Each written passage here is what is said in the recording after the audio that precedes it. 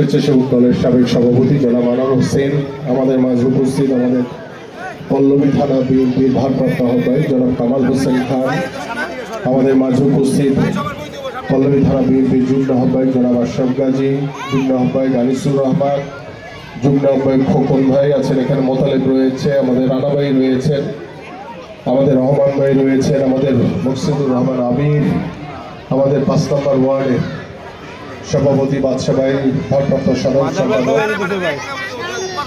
আসলাম গাজী, আমাদের আলিম ভাই রয়েছেন এবং আমাদের ছাত্র দলের নবগঠিত কমিটির সদস্য সচিব নীরব, আমাদের রূপনগরের সদস্য সচিব মেহেদি সহ এখানে ইমরান রয়েছে, আর অনেক সিজার রয়েছে, সবার নাম বলতে গেলে অনেক সময় লাগবে। এবং আমার পিছনে অনেক নেতৃবৃন্দ রয়েছে, আমাদের যুব দলের শামীম রয়েছে, অনেকেই আছেন এখানে, আসলাম রয়েছে, আমাদের ইব্রাহিম রয়েছে 5 নম্বর ওয়ার্ডের আহ্বায়ক যুব দলের, এবং আমার সামনে উপবিষ্ট আমাদের মহিলা দলের অনেক নেতৃবৃন্দ রয়েছেন, আমাদের মহিলা নেত্রীরা রয়েছেন এবং আমাদের স্বেচ্ছাসেবক দলের নেতৃবৃন্দ রয়েছেন, যুব দল, ছাত্র দল, কৃষক দল, তাঁতি দল এবং আমাদের অন্যান্য অঙ্গ সংগঠনের বিভিন্ন পর্যায়ের নেতৃবৃন্দ। বলছি সভাপতির কথা প্রথমেই বলছি, সবাইকে জানাচ্ছি আমার আন্তরিক অভিনন্দন এবং শুভেচ্ছা, এবং দীর্ঘক্ষণ আপনারা ধৈর্য ধরে বসে আছেন। আজকে 5 নম্বর ওয়ার্ড আয়োজিত বাউনিয়াবাদ এ ব্লকের যে উঠান বৈঠক অনুষ্ঠিত হচ্ছে, এই উঠান বৈঠকের সম্মানিত সভাপতি উপস্থিত, আজকের এই অনুষ্ঠানের সম্মানিত প্রধান অতিথি, এই পল্লবী এবং রূপনগরের মাটি ও মানুষের নেতা দেশনায়ক জনাব তারেক রহমান, দেশনেত্রী বেগম খালেদা জিয়ার অত্যন্ত প্রিয়জন, আস্থাভাজন, জাতীয় ফুটবল দলের সাবেক অধিনায়ক, যিনি বাংলাদেশকে, শুধু এই পল্লবী রূপনগর না, সারা বাংলাদেশকে, যুব সমাজকে, ছাত্র সমাজকে, মহিলাদেরকে, পুরুষদেরকে, সব শ্রেণী পেশার মানুষকে একত্রিত করার জন্য, উন্নয়নের জন্য যিনি কাজ করছেন, আমাদের সেই প্রিয় নেতা শ্রদ্ধেয় আমিনুল হক ভাই উপস্থিত, পল্লবী থানার বিএনপি নেতৃবৃন্দ উপস্থিত, 5 নম্বর ওয়ার্ড বিএনপি নেতৃবৃন্দ উপস্থিত, জাতীয়তাবাদী ছাত্র দলের নেতৃবৃন্দ, জাতীয়তাবাদী যুব দলের নেতৃবৃন্দ, জাতীয়তাবাদী স্বেচ্ছাসেবক দলের নেতৃবৃন্দ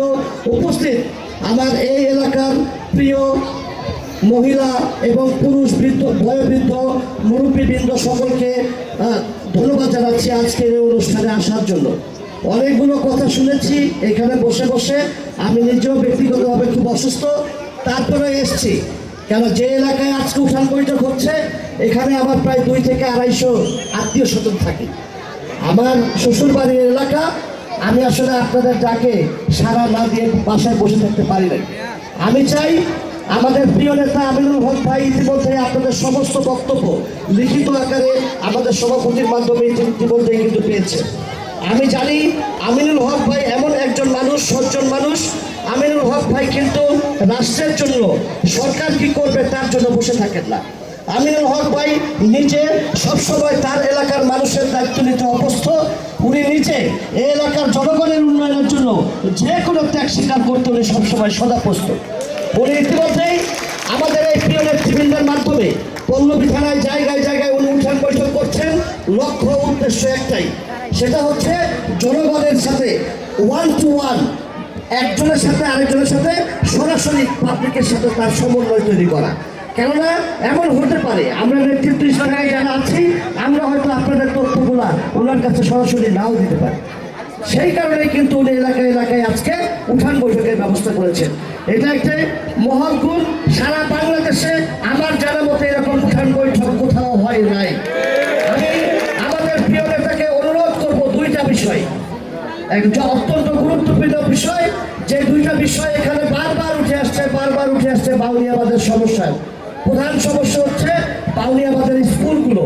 বাউনিয়াবাদের যে স্কুল মাদ্রাসাগুলো রয়েছে, এগুলো অত্যন্ত অবহেলিত।